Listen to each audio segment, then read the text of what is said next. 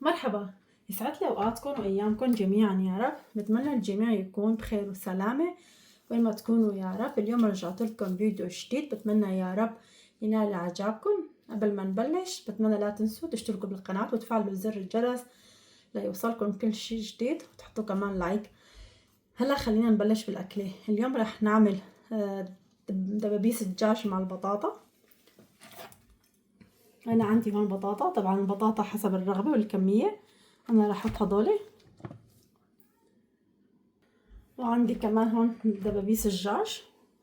طبعا انا غسلتهم بالخل، تركتهم شوي كم دقيقة بالخل، غسلتهم مش 3/4 مي هيك هدول.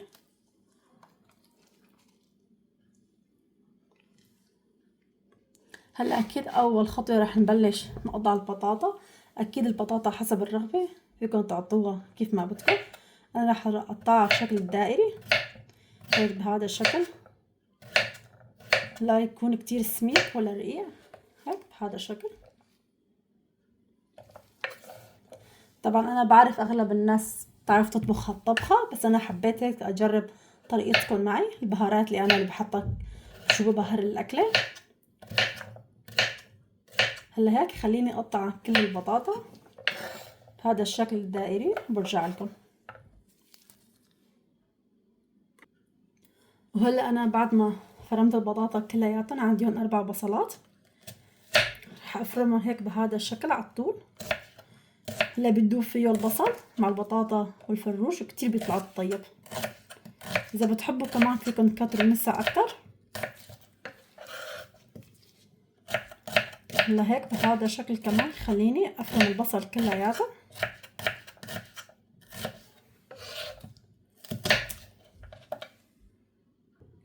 وهلا انا بعد ما كمان فرمت البصل كلياته، هلا راح بالسكينة الدبابيس هيك بس هيك اعملها هيك نخستين 3 بالسكينة مشان التتبيلة كمان تفوت بالدبابيس هيك بهذا الشكل.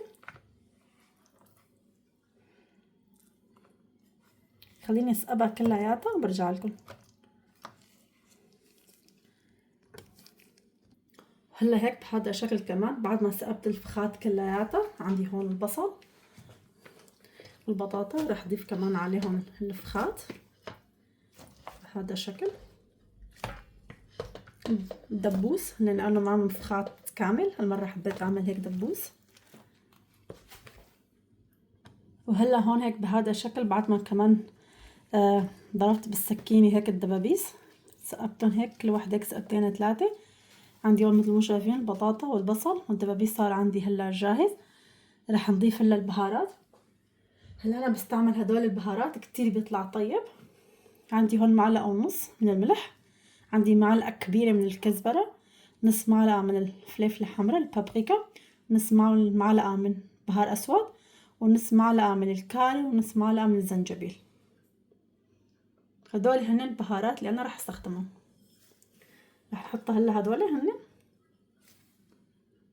وراح اضيف كمان عندي هون معلقة ونص كبيرة من دمس فليفلة، كتير بيطلع دمس فليفلة طيب.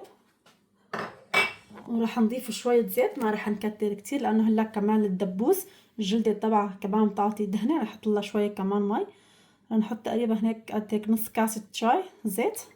انا حطيت زيت نباتي، طبعا فيكم كمان تحطوا زيت الزيتون. وهلا هيك بهذا الشكل راح اخلطهم مع بعض.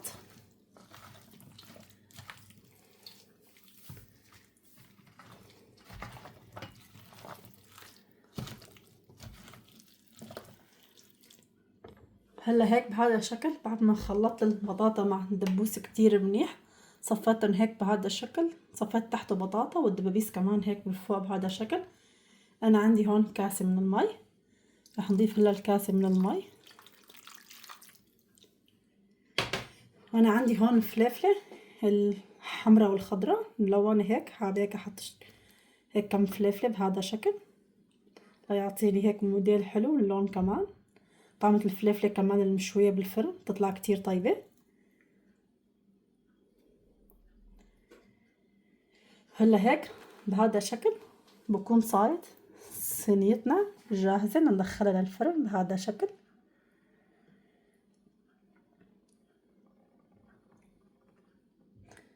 شاء الله بشوفكم بس بعد ما احط الاكل بالفرن وطالع منه.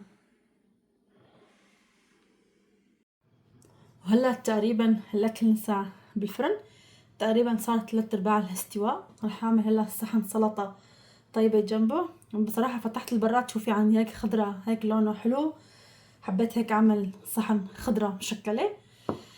حبيت اضيف بقدونس، خيار مخلل او خيار عادي، عندي هون شوية لفت وفجل وبندورة، وراح اضيف شوية كمان بعدها كم حبة من الملفوف. هلا اول شي راح نبلش نقطع الخضرة اللي عنا.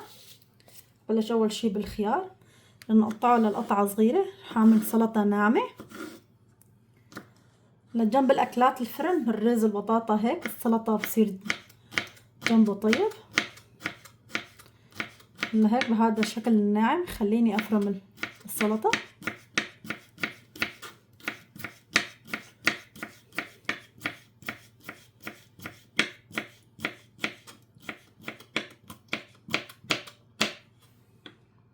طبعا انا لسه عم بفرم الخضرة ما خلصت، بس فرمت اول شي هون الخيار والبقدونس واللفت. شوفوا على اللون الحلو الاخضر مع هالبينك الزهر الحلو، بفتح نفس هالسلطة هيك.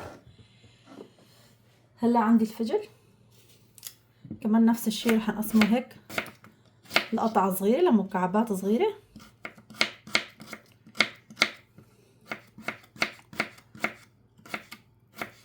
هلا السلطات بكل انواعها طيبة، هون هي كلياتها عبارة عن خضرة طيبة وصحية كمان.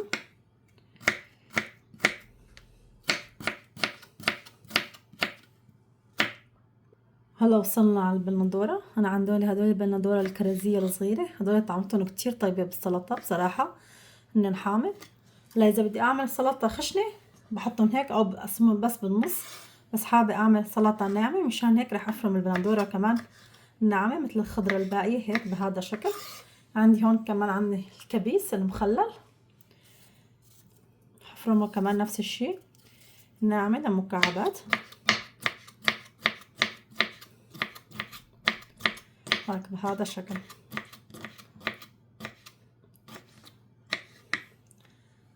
هلا هيك خليني افرم الخضرة كلياتها وارجع لكم. وانا عندي هون شوي من الملفوف، فيكم تحطوا الملفوف الاحمر او الملفوف هذا هيك هذا اللون العادي الابيض. كمان نفس الشي راح طالع مكعبات ناعمة. هلا قليل ان اعمل هيك سلطة يكون كلها هيك الخضرة مخلوطة مع بعض. بعد بحط مثلا نوع عين 3 مثلا خس خيار او مثلا بندورة وخيار. اليوم ما بعرف هيك اجى على بالي اعمل هيك صحن سلطة ملونة حط فيها هيك خضرة كتيرة.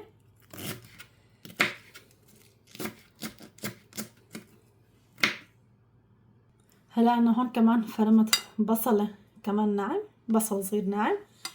هلا البهارات اللي بدنا نحطها للسلطة ما بدها كتير بهارات، كمان حسب الرغبة. انا عندي هون نص معلقة من الملح، ما رح نكتر كتير الملح.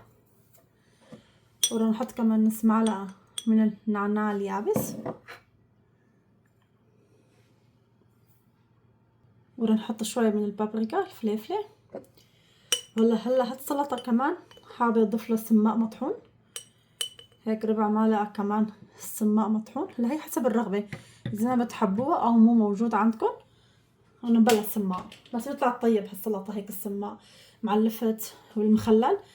وانا عندي هون نص كاسة فنجان قهوة فيه الليمونة، عصرت نص ليمونة مع معلقتين زيت الزيتون. هدول هن الغراض اللي حطيت للسلطة. خليني هلا اخلطهم. شوفوا لي هيك على هاللون الحلو تبع السلطة، يا سلام شي بشهي. لا حتى للناس اللي عاملة ريجيم او على ما بتحب تاكل اكل تقيل او بتنوع بالسلطة، السلطة هي مفيدة. فينا كمان نحط لها جبنة اذا بدنا شي للبروتين. فينا كمان نحط لها بذورات اذا بدنا بيطلع كمان طيبة، شيا او بذور الكتان بذور اليقطين. هلا انا مرة عملت كمان هيك، عملته كمان بالبذورات كتير بتطلع طيبة. هلا هيك خليني اشوف هلا الاكل بالفرن كيف صار. هلا هيك بكون وصلنا لنهاية طبختنا لليوم. شوفوا لي على هالمنظر تبع الصينية، عن جد شي بشهي الريحة ما شاء الله. وعملت كمان هون خبز المحمرة. طيب معه هيك خلينا هلا نجرب لنا دبوسة واحدة شوف كيف صارت. شوفوا اللحمة كيف مستوية منيح، ساعتها سخنة عندي هلا طالعتها من الفرن. شفتوا هيك كيف اللحمة كلياتها هيك منهنها وصارت صايرة طيبة. هيك بناخد لنا قطعة لحمة صغيرة او كبيرة. هلا هي بصراحة عندي لساعتها كتير سخنة. هيك بطاطا ونغمزها هيك بالصوص وناكلها. يا سلام على الطعم، كان هيك شوي كمان حدة. طيب هيك الاكل يكون شوي حد مستوية كمان مثل ما قلت البطاطا والفخاد كتير نحنها مستوية كتير منيح. هون كمان صحن سلطة تبعنا الحلو.